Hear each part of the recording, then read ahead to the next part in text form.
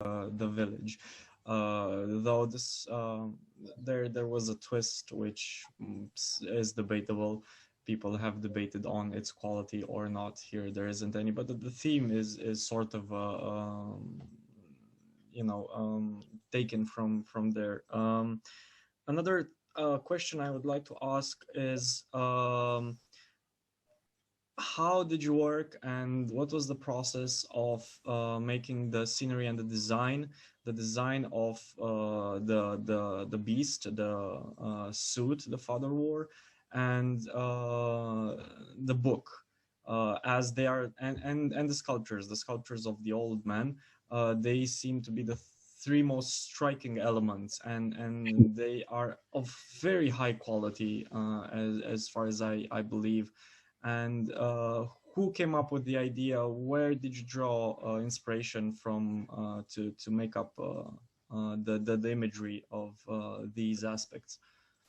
Well, since we do a lot of production and a lot of VFX work in the film industry in Italy, we often come into contact with great artists that we work with on big projects, and then we sort of save the fun of collaborating together also on smaller personal projects, such as this one. For example, the creature, the withered, it was sort of invented by me as a general concept, which in turn was inspired on the real legend of these peculiar people we are portraying in this short movie, which is the Cimbrians. And they have a monster in their mythology, which is somewhat similar to the withered. It's called the Gebele. And I took that general concept, which is very common all across the Alps. It's a typical monster archetype, which is common in most Alpine mythologies. And we work on that with Leonardo Cruciano, which is a very excellent artist, which works in Rome. He is the president of Machinarium, which is a very well-known practical effects and special makeup company, which also won, I think, multiple Davide Donatello, which is the Italian equivalent of the Oscar, if you like. And he's a great artist. So we came up with the overall design of the creature together, and he in his lab created it. And it was a tough challenge, of course, because it needs to be frightening enough when you're barely seeing it, hiding in the darkness, or maybe not really having a grasp of how the texture of the actual look of the thing. But then can I spoil? I guess because everyone in the chat saw the film. So, but once it turns out it's just a costume, you sort of need to see that it's made out of poor materials that are accessible to people living in the mountains. So it's relatively, well, it's not easy, but it's a straightforward challenge to create a terrifying monster. The very big challenge is to create a scary monsters, which is made with very poor, low-level, accessible materials, which can be put together by untalented people living in the mountains and living off, wood cutting and I don't know, doing that sort of very,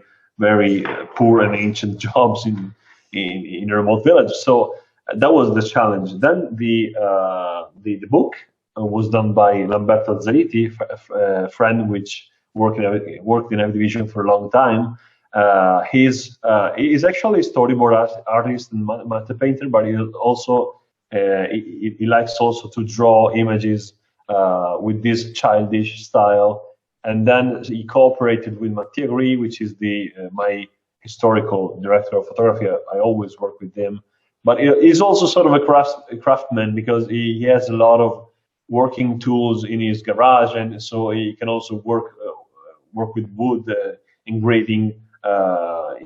He did the physical part of the book, while Lamberto did the illustrations. Mm. And again, the little statues they were made by Francesco Sasseverino. He's a friend. He's a top cosplayer and also a costume designer. But he also toys with he's also a great prop master. He likes to work on scenic objects. So he came up with all the statues based on a common design. You get all this. All these people working in film productions, And then when you have your small personal projects, you sort of choose the one who you think you're going to have the most fun toying with and playing with. That the good thing about low budget projects such as La Fiamma is that everybody is on the same level. It's a very compact crew, and the pure fun of filmmaking is always at the center of the whole experience.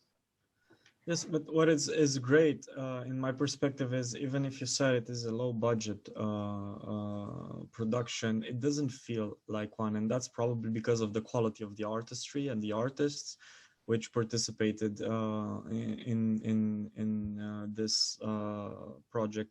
And I would like to ask you, so it's outside of the house. Is it shot on location? Because it seemed like it was shot on location, and I think that entails some particular problems, being winter, being snowy, being cold.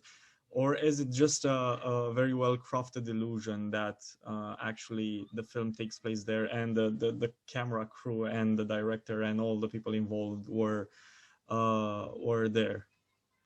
Well, all the interiors, the little hut in which the main action takes place, is actually, yeah, it's up in the mountains. It's a sort of a small museum of agricultural life in the Veneto Dolomites. It's in the middle of a tiny town, a delicious town called Sappada, and it's not much bigger than what you're seeing in the film. It's very compact. It's that main ambient with the fire, which was used to smoke sausages. I don't know the exact. I don't know how to translate it properly because it's a very very local term. It's suppressed, and then there are a couple minor ambients on the side. While all the exteriors, they are actually a mixed. A patchwork of different actual location, which they were all very very cold locations. Of course, there is I'd say 5 of them are combined to give a seamless idea of a coherent exterior to the hut and the village. But they were actually shot in many different places. There is a place called Valbisdendo, which is not far from Sappada, where we shot the establishing shot of the village, if you like, the one at the beginning with the snow coming down, and then the village is waking up with the torches at the end. And then there are a few other shots which are shot in the Asiago Plateau, which is a bit far from there, like the one with the deers at the beginning. They were all very beautiful, but very cold and uncomfortable locations. And we worked very hard to make it look like it's a coherent ambience around the village, which is actually not. Well, but it did came out in the end exactly like this, because it is seamless. I mean, you can't tell the difference. You can't. There is no clue or no hint or something left unbrushed there that might make you think that it's not shot in the same location. Which leads me to my next question. So it's shot in a mountainous region, and the action takes place there, somewhere back in the 18th century, maybe even longer than that. And someone asks us, Laura asked us, I was very intrigued about the language. Can you tell us what language they used and why did you choose it? And I would correlate this to maybe giving us a few details about, because you said that these were real the real people based and from which you drew inspiration, probably from back in the 18th century. So who are they and what is the language? Well, the language and the people, it's Cimbrian. Cimbrians are, it's a very interesting story because it's a population, at least in there are 2 theories about the origins of these people. One is the so-called mythical origin, which goes back to the ancient Romans. Around 170 BC, there was this population which came from Denmark, from the Denmark or southern Sweden, which invaded the Roman Empire, and they were defeated by the Roman legions. And there is no clue about what happened to them after this decisive battle, in which they were repelled by northern Italy. There is no actual proof of where they went. But then, a thousand years before after that, around a thousands after after the birth of Christ, during the medieval times, there was, and this is documented, this is actual history, there was a number of Bavarian, southern German families which emigrated from Germany and went south towards Italy because they suffered a number of consecutive very harsh winters in Germany, and the crops were dying, so they were literally starving. And so a number of families, the theories about a couple hundred people. So it was a very minor migration. They went south, they crossed the Alps, and they established themselves in these very peculiar and very dry plains, which are just north of Venice, and they are like 20 minutes from my office. So that's how I know them very well. Are the plains between the regions of Veneto and Trentino Alto Adige. So they established there. Of course, they at the time they spoke medieval Bavarian, so a very German-sounding language, and they become a language insula in a way. They stay isolated in these high plains and have very light, very rare contacts with surrounding civilizations. Eventually, the Republic of Venice or the Trento, Principato di Trento, and they had these contaminations and these contacts with surrounding populations. So this Bavarian language sort of got mixed up with Venetian.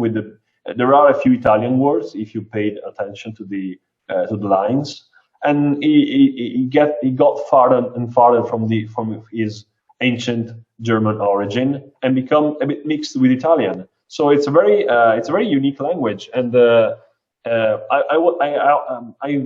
always been interested in this specific language because one of my favorite writers, which is Mario Rigoni Stern, is a famous Italian author, which wrote mainly about the Second World War and about the life on these high plains when he was a child. He died a few years ago. Most of his work has been written during the Second World War or right after, and his native language was Cimbrian, and he always talked Cimbrian with other people in his family or other people living in Asiago, living in those areas. And but that language then was almost entirely wiped out by the First World War and by fascism, because Mussolini couldn't stand for another language talked on Italian soil that was in Italian, so he sort of he actively tried to suppress the use of Cimbrian, and now only a couple hundred people speak it, all concentrated in a single municipality, which is Luserna, which is where I met Andrea Nicolussi, which is the person who helped me translate the script into Cimbrians and had me record some demos of the lines acted in Cimbrian, which I in turn use to speak with the young actors and teach them the language, because they are Italian actors, they do not speak Cimbrian. It took us months of training to reach the level you saw in the film, and I'm pretty happy about it. Also because they're very young actors, and I must say they really gave their best. They really worked hard to reach that kind of level with Cimbrian. It's very tough language to learn. Well, that's amazing. Well, I have to ask you, do you have a Discord account? Because unfortunately, we'll have to stop this session here as the next one will begin in 5 minutes. But we could continue this conversation on Discord if you have an account. I do. Okay, then we could, Marius, could you help Giacomo go to Discord and we shall continue there.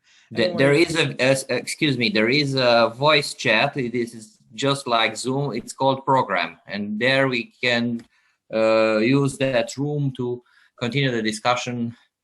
And we invite all the participants here on Zoom, if they have an account, to go to the Program chat room, voice chat room on Discord.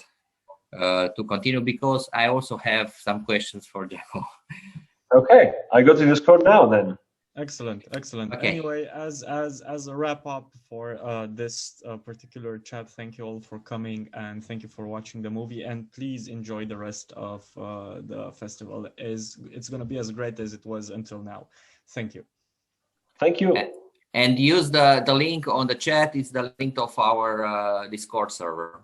Okay, I go there now. Thank you. Okay, thank you. See you later.